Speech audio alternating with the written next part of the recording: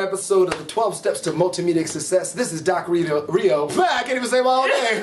This is Doc Reo, and you know what time it is. I'm right here with Taylor Thibodaux. Hey, guys. Hey, today, like I said, we're here with Taylor Thibodaux. She's another broadcast journalist. She is the host of two shows, The Daily Tea, the Daily Talk with Taylor Thibodaux.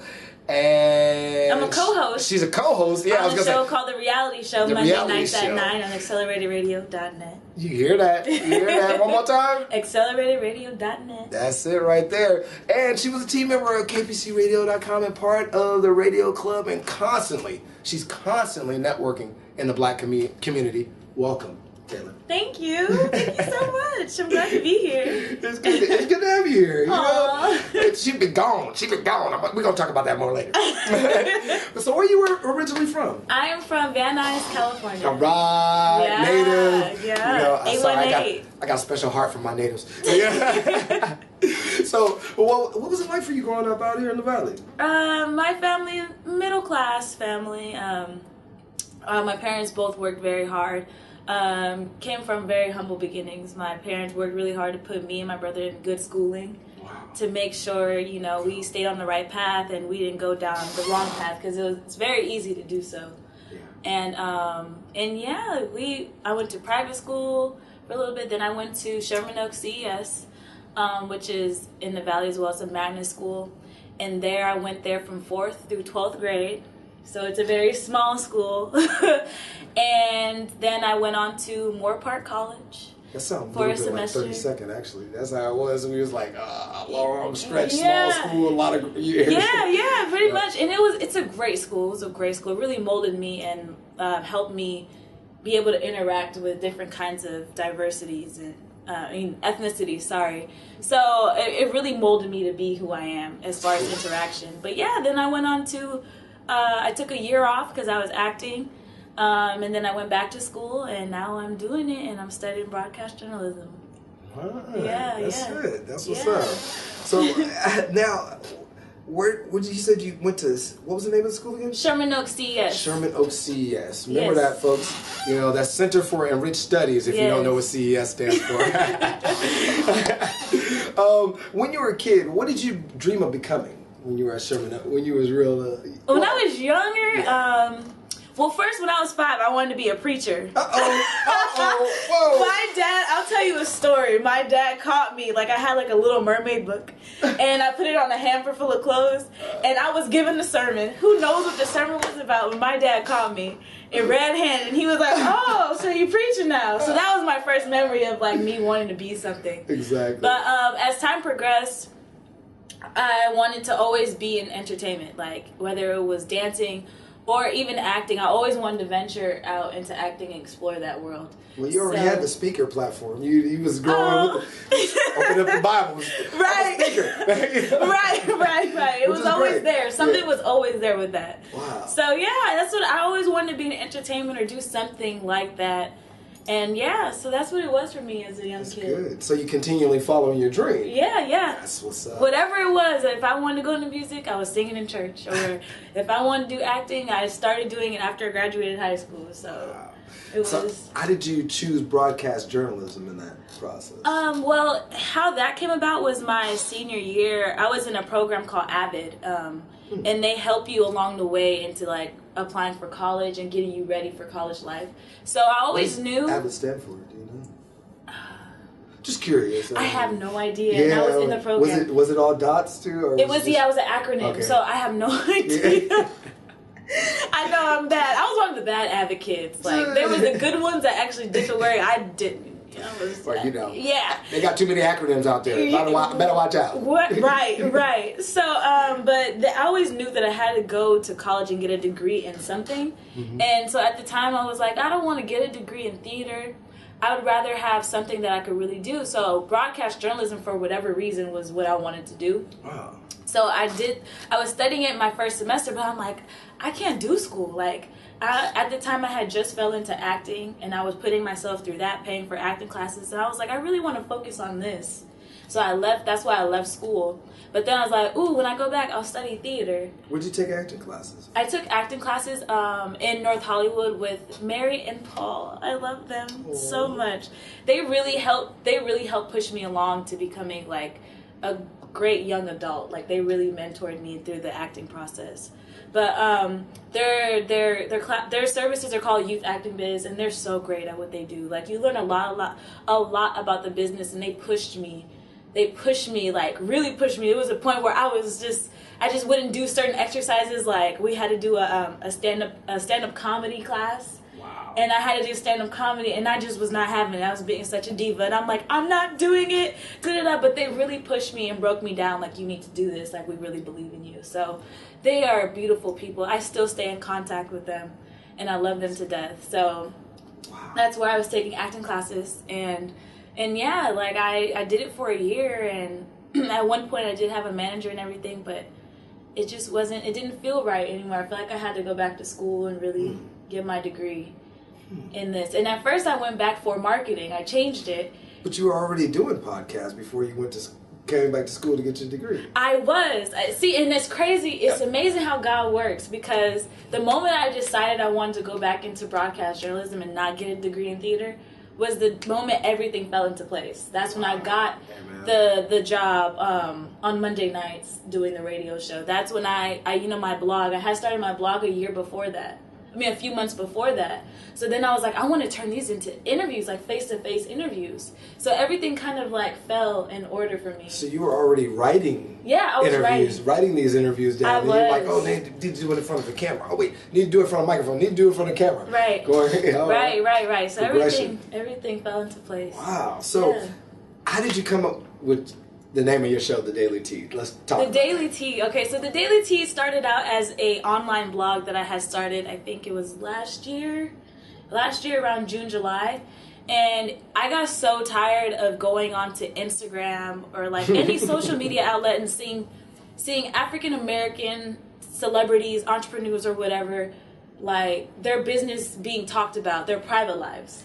And I feel like that's nobody else's business who they're dating, who they're sleeping with. That's nobody's business. It's about what they give to the community and what they do and what they're doing with their art. Yes. So I felt like, for me, just knowing how it is to be up and coming as well, I wanted to reach out to those who are up and coming and give them a positive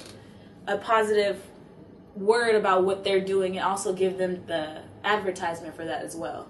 And I really feel like it's so essential for us to uplift one another as we're going through this process, because entertainment is so hard. It's so hard. So it feels good to have someone do a review about your music and write something positive, or it feels good for like a big celebrity, for them to even have someone notice what they're doing that's positive when the media is tearing them down. Yes. You know, I feel like all those things are so essential to the progression of the Black community. So I really, that's what it was based around at the time. That's why I started it. So yeah, I started on Blogspot. I have a fantastic, she's kind of like she was my partner in this. She kind of helped me get it off the ground. Her name is Joellen, and she did the web design for my whole website and everything.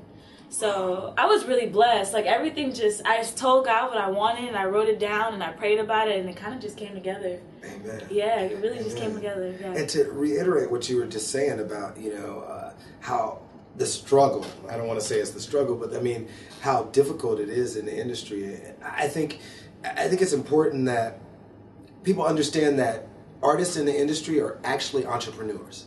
It is the same steps that entrepreneurs take to build their empire or their business or their small business, whatever it may be. And musicians, artists, talented people that are in the public eye are always acting as entrepreneurs throughout their life. Right. So it's a big risk but a lot of people take that risk, and a lot of people win or lose at it. And it's great to see people be blessed, as they work their way through, and starting young too. I mean, she's working her way up. Yeah. She's working her way up the scales here. Yeah. So now, this question is actually, I'm asking for the viewers, and I was there. All right, so I know what happened. All right. What changed when you decided to take your show to kpcradio.com? Why did the name change? The name, The Daily Talk with Taylor Thibodaux? Yeah, why did it become The Daily Talk? It changed because of this dude right here. And it too. I was like, no, I want it to be the Daily Tea. No, I want it to be the Daily Tea. And he's like, the Daily Talk with Taylor Thibodaux just has a ring to it. It just has a sound to it, like it goes. And I'm just like, all right, Mario. But it ended up being, it's a great catchy name. I really like the Daily Talk with Taylor Thibodaux.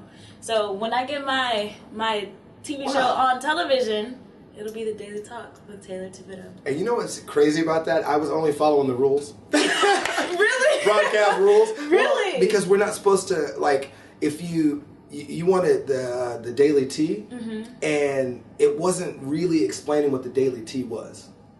So it needed to be something that said what it was, and then add your name to it. Oh. So the T was your name. Right. The Daily Tea was your name, but nobody knew that, and, you know. And then if we put the Daily Taylor, they'd be like, "Well, who's Taylor?"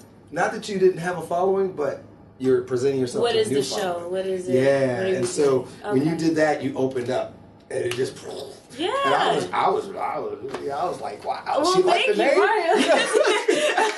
I really did like it, and I fought it so hard, but I'm glad that I actually went through with it because it's a great catchy name. I'm glad. It's a great I had to bring that up for you folks. You know? So you know, this is a little lesson on when you're creating shows and things that catch and pick up. You know, she's still picking up with the Daily Tea. Don't think her blog ain't going nowhere. You got to check it out. How do you find that blog? Actually, you can go to thedailyteaonline.com. That is where you can find everything. I blog about a lot of different things. So. Now we're gonna bring that back up later. Yeah. You know? So, how did you choose? Well, for both the Daily Tea, the Daily Talk with Taylor Thibodaux, and for you do something different on the reality. The reality show. The reality yes, show. Yes. The reality show. So, how do you choose your guests for both shows? How did I? It's just. Turn that off. It has to be someone that I feel like is doing something positive for the community. Right. I definitely even if you don't, I try to find a hidden gem in what you're doing, because sometimes we have artists who, you know, to the ear is not so appealing for some people. It's like, ooh, too many cuss words, too many this.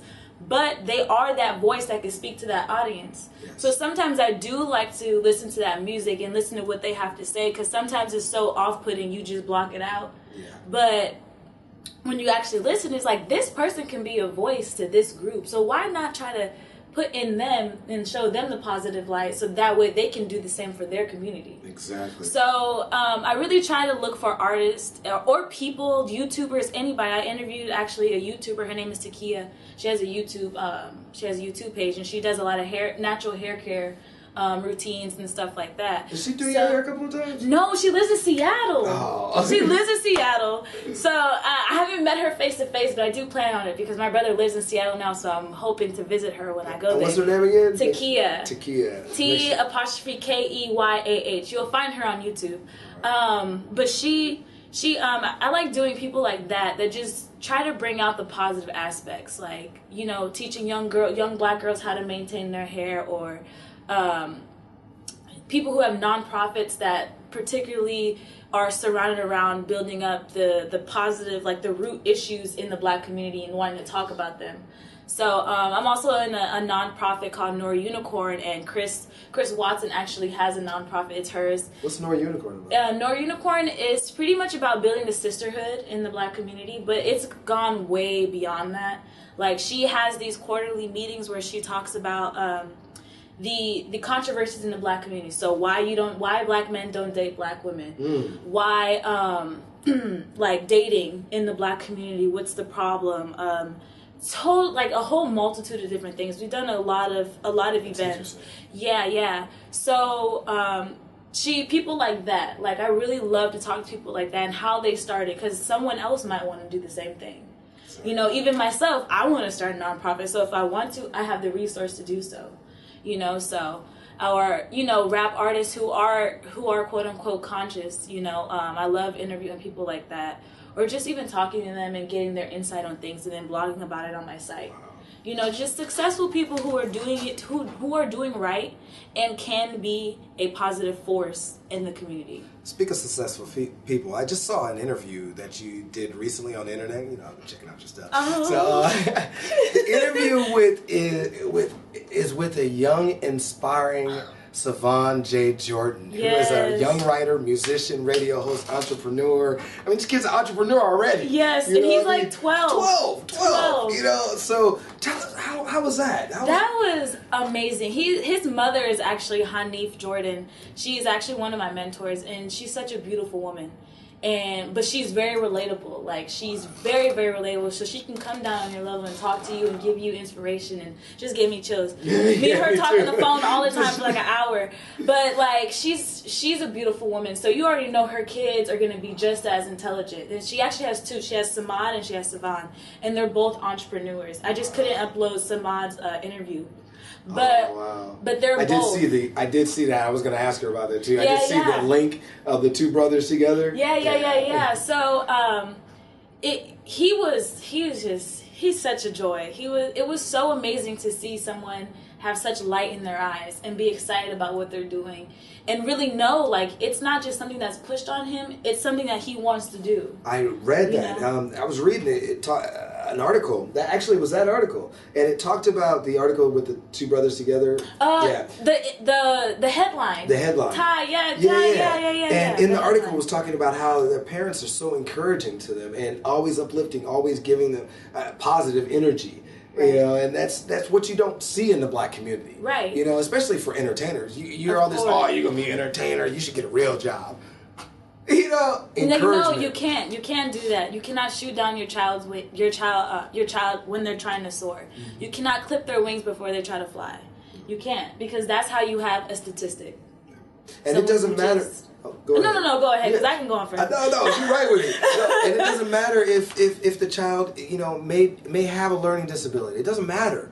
Encourage that child constantly. Don't say they can't because they have a learning disability. Right. No, that's going to make that child, as they say, I was just talking to her about crickets.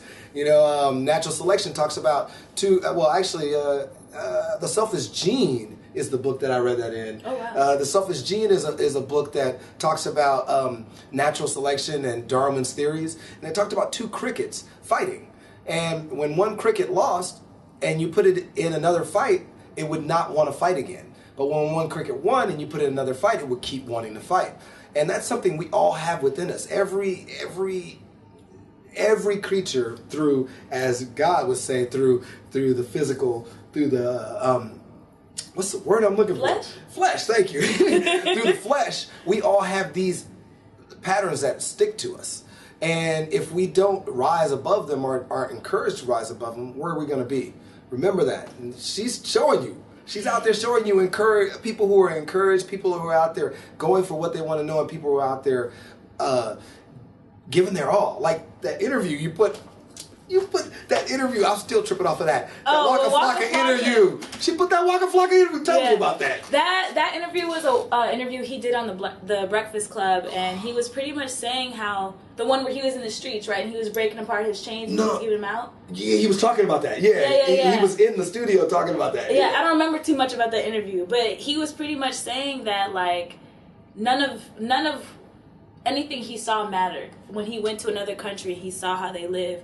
Like, he doesn't want to be flossing no more because he sees how they live. He said he was there breaking up his chains, his diamond necklaces, and giving it to people, you know, just because he realized what matters and what really doesn't in life. So and now that's all I remember from that interview. Yeah, that's it. And I know I screamed the other day about on Facebook. I was like, yeah, tired of these artists talking about they want their money.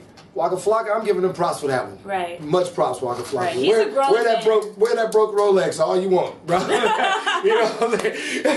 Yeah, if you haven't seen the interview, he also talks about that. He's like, this is an old Rolex. I'm just still wearing it because it's a diamond is broke. Nobody want this. Right. You know? But he's on a very interesting journey. Like, it's really amazing to see where he came from and to see where he's going now. And his mindset is just completely different, and it's really beautiful to see. And that's the kind of progression us as African Americans should want in our own lives, is to be all-knowing and to live in other people's shoes and to see different perspectives instead of the one perspective that we have and that we know. You know, sometimes, because it's like, that's how you learn life. That's how you go about life, is learning different experiences, living in different places, and learning from other cultures. That's how you grow.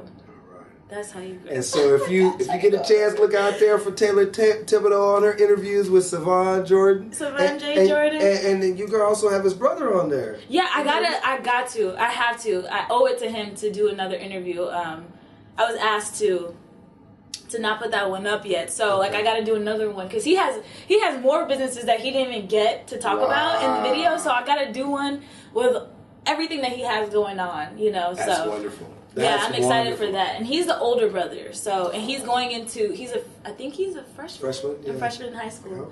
So, yeah. Wow. I'm excited for that one. But I got a whole bunch that I want to do. A whole bunch. So, what are some of the things you've learned while being a host and reporter? Wow. I've definitely learned how to be more professional in the field just by when I write my reports and how I write my blogs, how to cite sources and not just, because sometimes you just take from a source but you don't give them the props, you know what I'm saying? So in school we learned that. I learned radio etiquette just by having a show at school. Wow. How to reach out to potential guests. I learned that, but mainly I learned a lot about life just through the different people that I talk to and see where their strengths come from and their power comes from and why they keep pushing on and doing what they're doing, like their purpose. So it helps me apply it to my purpose and what I'm trying to do. So, yeah. I love it. I love it. I really do. I wasn't expecting you to go that route. I was just like, wow. No, which is great. That's what we want to. I want to hear I'm just like, yeah. So I'm blown away here, and wow. What were some of the challenges you faced? Challenges. People completing that mission. You were just. Sometimes people flake. Just because they don't believe in the purpose and the mission that you're trying to put forward. Yeah. People don't understand how important it is to you, so they sometimes don't go through with their word. Sometimes getting guests sometimes getting it is hard, but also learning how to bend the my theme a little bit, because my show was just interviewing African Americans, but I did have a Caucasian woman come on my show to talk about STDs and stuff. Oh, wow. So I was afraid that was just gonna kind of be like, or people be like, I thought she only interviewed black people, why she didn't get a black nurse? But sometimes it's good to hear things from other cultures because you learn that way as well. That would be Beth Benet, King's College Health Center. I love her. I love her too. Sweet. She's so sweet. She's in every community, so watch out for her. She is so sweet. Yep. Very sweet. Wow. Yeah. So. That was a challenge. I almost forgot about that when you said that. I was like, yeah. Yeah, exactly. I went to you actually. Like, I need someone. I really want to talk about this, but I don't know. I know she got a black lady that works in there, but she don't usually like to interview. But Beth will. Right, and she did, a phenomenal job. Yeah. She did a phenomenal job. And nothing against the lady who doesn't like to interview. Beth is the head of that department, so she's always interviewing. Right. It's her nature. She especially loves to talk to people about watching out, protecting yourselves against HIV. Right. Be careful out there, especially in the black community. Be careful out there. It's at a high rate. We losing people in the streets for killing each other. Why lose each other for trying to love each other? Right. Be careful. Stay tested. It's so important to stay tested and always know your status. There's nothing wrong. You got to get checked every 6 months. Every 6 months. Yeah. Every 6 months. Every 6 months. Okay. I'm just kidding. Now I'm about to throw you a curveball. Curveball, no. Oh, now I saw a photo of you online. I saw a photo of you online. What photo? You was wearing a... No, what was I wearing? Lord Jesus. No, it's cool. It's cool. She was wearing a life vest. Looking scared as hell. She was scared. What photo did you find? Because... I was like, she looked like a black person afraid of water. No. No. I already know where you're going now. I know where you're going. I know what picture She had this life vest on. She was like... Yeah, I was smiling, but I was like, please don't let me fall, Jesus. Please don't let me fall. But she even mentioned, she's like, I did it. That's surpassing fears. Yeah. You know what I mean? Yeah. So what was it like? Where were you at, first off? I was in Dominican Republic. DR. Yeah. I was there for like 3 weeks with my boyfriend and his family. See? And it was great. It was so good. She traveling. Yeah, that's important too, though. Yes. Get your passports. Don't be restricted to just the U.S. There's so much more to life, and there's so much more out there. Yeah, it reminds me, I got to renew mine too. Yeah, renew it and just go. I keep saying that. I forgot to do it last year. Yeah, man, just build a budget and just do it. Like, just do it. It's all gonna come together, but you got it. Yeah, that was my first time out of the U.S. too. Yeah. So I wouldn't have gotten a passport if it wasn't for my boyfriend. Wow. Yeah. So now you gotta travel more. Yeah, oh yeah. Where are you looking at? Where are we going next? I'm looking at my watch. I don't even have a watch on. So what was it like for you on the boat? Because I'm showing this picture. Actually, check this picture out. All right, check this one out. Now, all right. Oh my God. So what was the experience? Talk about overcoming the fear. What that was like for you? Well, I'm not really someone that's afraid of water. It was more so like, because I know how to swim. Right. So it was more so like being in the middle of the ocean. Are there sharks in this water? Ooh, there might be stingrays. Ooh, there's fish. I gotta swim with fish. Like, it was more so that going through my head. So it's the fear of the unknown. Yes. It was more so the animals. But, because you don't get that in California. We don't have beaches with fish. Like, at the shoreline, like when you're walking in, they're not there. Like, I've never seen it. As much as I've been to the beach, I've never seen fish swim past me. You know what I'm saying? So, like, I was just so, like, oh my gosh. And I remember being on a boat, like, going there wasn't bad, but it was coming back, and they had got lobster and squid and everything, and it was alive.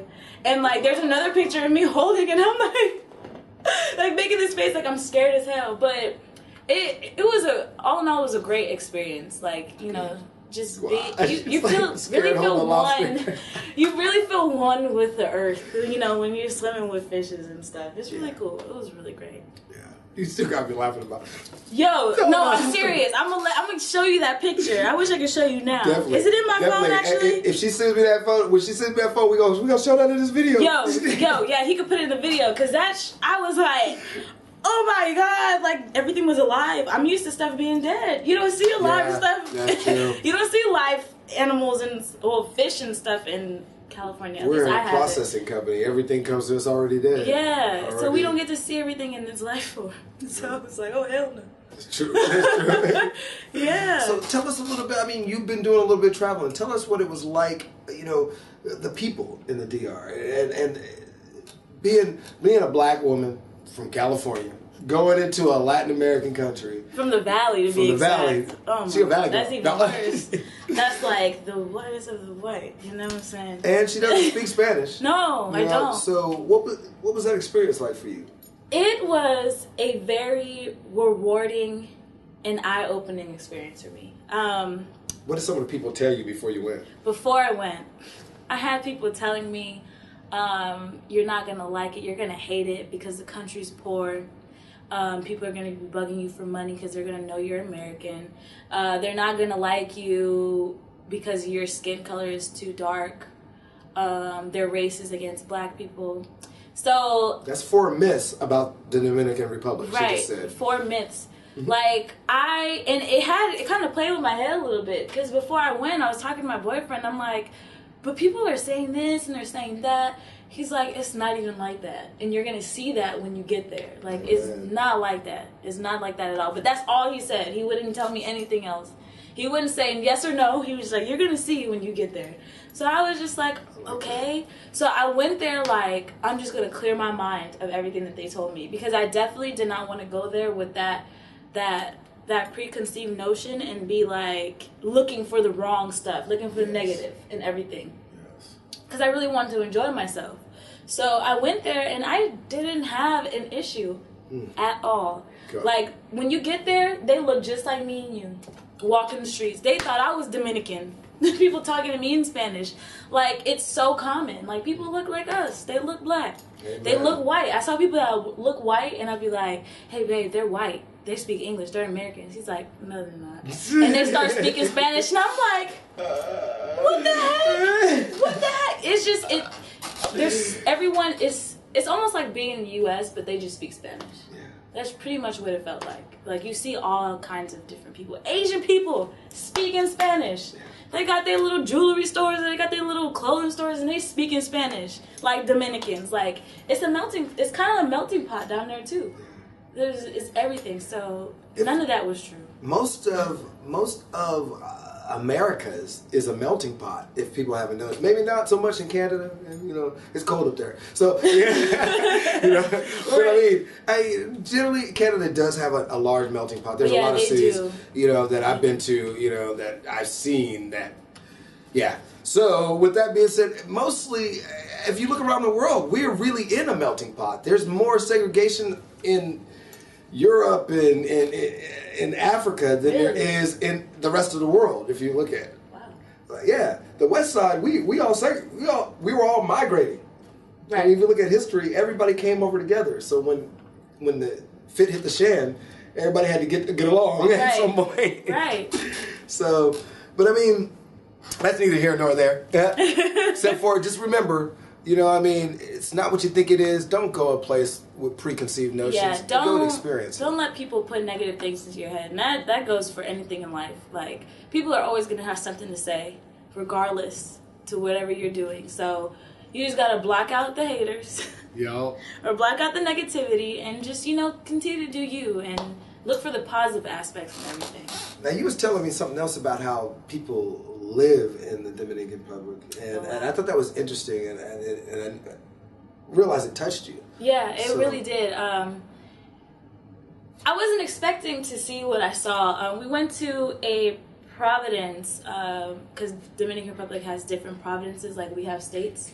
They have different provinces. So we went to a province called Pedernales, and we were going into Pedernales, and where Pedernales is borderline Haiti as well. So, like, Haiti is literally, like, we were driving and I was looking at Haiti. Wow. Like, that's how close it was. So, the further away from the city you get, the more you can see poverty.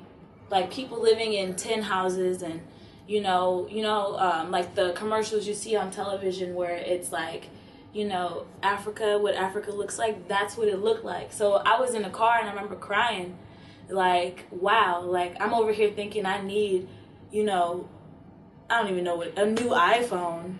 And, like, they actually need a bed. And they need a new house. They need clothes. They need shoes. And I'm over here thinking I need something that I really don't need when I have one already. So, it really changed my perception of a lot of things, like. That actually goes back to what Waka Flocka was saying. Yeah. And it's what's amazing to me is that the people there in that country, period, they don't have as much as we have and the opportunity that we have, but they find a way to make the best of what they have. Amen. So we're always on the go. We're always trying to get up and go. Like, if we're out with family after we eat, oh, you know what, I gotta go? Girl, I gotta go to work in the morning. No, people don't do that. People actually sit and enjoy each other and, like, have a drink, and sit down and talk and laugh. And these people actually enjoy the company and they stop and look at life. We don't stop and look at what we are grateful for. Powerful. We don't stop. Americans, we keep going because we're always trying to get. And, it's always about money. You know what I'm saying here? It's always about money. And there is just like, they just want to live and enjoy life and have fun and, and laugh and dance. And that's pretty much what I got to do there. I got to actually live there instead of being here where I'm always on the go and I'm always trying to strive for a goal, even though that's not a problem. But sometimes it's always good to balance the two and to actually enjoy life and look like, wow, life is actually beautiful. These trees in the valley are actually kind of nice. Oh, you know what? I'm going to go talk to these people, even strangers. Strangers. Yeah, strangers even interact, and you swear they know each other. And I'll be like, they know each other, baby? He's like, no. And that's just how it is. That's just how it is there. So I love the culture and I love the people. It's definitely a place I'll definitely go back. And I was even telling my boyfriend, I was like, I want to build a house. What's your boyfriend's name, by the way? You got to give him a shout out. Oh my God. You said your boyfriend 3 or 4 times. His name is Robinson Mateo. There it is. Yeah. Oh my gosh, you're gonna watch this and be like, never mind. Moving on. Next question. No, okay, yeah, all right. So what are your plans after kpcradio.com? I know you're going to continue with the Daily Tea, but... I am. Well, you have your own business that you have started, so I'm going to be on board with that. I'm going to be, full-fledged. Well, she's here right now for it, but... yeah. I mean, kind of meant like after Pierce in more of a sense. What I do, like, long term? Because you're gonna continue to go to school, right? Of course, right. yes, I do. So where do you plan on going? Oh, everybody always asks me. But I honestly do not know, just because my parents are like, everybody, my brother, everyone's all split up all over. So I'm kind of debating if I should go to Louisiana and maybe go to LSU or Southern University, or if I should go to Florida and go to FAMU. They have a really good broadcasting department. I always want to go to a HBCU though. So I really haven't taken the time to look yet, but it's something like that, or either in Atlanta, Clark Atlanta as well. So I'm just, as of right now, I just want to get my AA, and I'll have that in the spring, and then see where life takes me after that. I don't want to make any definite plans yet. But yeah. So that's going to make everything go. No worries. Well, that sounds really good. I mean, I never would have thought you were. I figured you would just go, I gotta get the degree and go. But you have a well-rounded, track plan. I mean, you want to make sure that you're in a black college. I mean, that's powerful. Because you dive deep in the black community and talk to so many people. It's my brand. Yeah, it's her brand, and I think that's where you're going to be able to receive more influence and give more influence to that community, to our community. And so I'm really happy to hear. I'm proud to hear that. I'm proud to be working with somebody who's out there reaching out. Yeah, thank you. You're welcome. And if viewers want to contact you, or like I told Lucas, hire you, work with you, or how can they reach you? Oh, well, you can reach me at. I'm just kidding. You can email me at taylortbookings@gmail.com. If you want to check out my blog and see what I write about and the things that I produce. You can go to thedailytonline.com, or if you want to just follow my movement on Instagram, you can always just go to It's Me Officially T. That's all my avenues of contacts right there. Sounds great. Well, yikes! Oh, I think that was the last question. Oh, that was the last question. Yeah. Well, thanks for coming out there. No worries. Thank you for having me. I didn't even know I was being interviewed. Got to interview all the team members, trying to shock them. He got me. Got me. Threw me all the way off. As she just said earlier, Taylor's going to be back in the Hot Box to talk to you more about news and reporting. She's got her own show she's going to be hosting in the Hot Box, The Daily. Which one are you going to do in the Hot Box? I'm going to continue the Daily Talk with Taylor. Okay, that's what's coming in the Hot Box, so you'll see that coming in soon. And then she's also going to be working with us in the 12 Steps to Multimedia Success, as you see right now, right here. Got to make sure y'all on the right track and y'all could be self-sufficient. You heard it. You heard that right there. as we talk about, Jeff Favre always says, you're going to be prepared for anything people have to throw at you. Anything anyone can throw at you. Right. So that's his quote. I didn't say it right, but that's his quote. That's Jeff somewhere all in there. Jeff somewhere all in there. He all up in my head somewhere. I can't get him out. Thanks, Jeff, though. To apply to be a member, click the link below, this link on the screen below, and that's it for us for the 12 Steps to Multimedia Success. 12 Steps to Multimedia Success. There we go. Stay tuned for the next 12-step block. That's going to be released after this video this week, or this coming week, because you guys are going to be seeing it then. And that's pretty much it. This is Doc Reo, signing off. I'll talk to you guys soon. Peace. Bye. We out of here. Let's push button, baby.